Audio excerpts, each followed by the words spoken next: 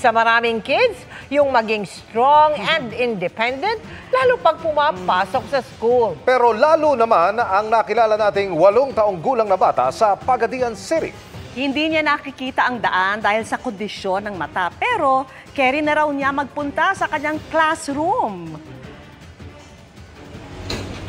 Gusto niya talaga siyang, ayaw na niyang magpahawak kasi alam niya na daw. Siya ang grade 2 student na si Princess Scarlett.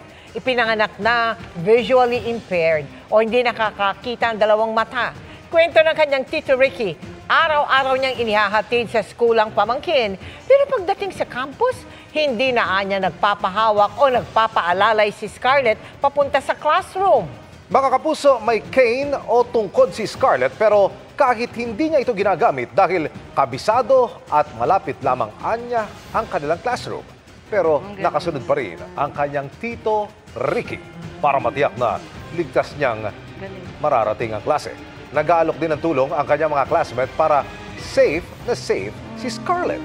Pero hindi lang sa simpleng achievement na yan proud ang kanyang Tito Ricky.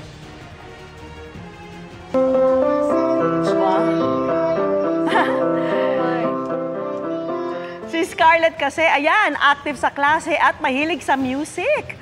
Katunayan, magaling siyang kumanta. At eto naman, marunong pang tumugtog ng piano. At nag-aaral na rin siyang, ayan, mag-gitara. Napakagaling. Pangarap daw ni Scarlett na maging isang sikat na singer, composer at teacher. Na Emil, hindi naman imposibleng mangyari sa ipinapakita pa lang niyang dedikasyon ngayon.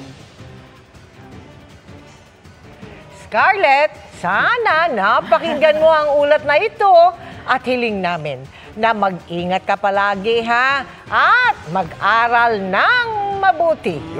Galing.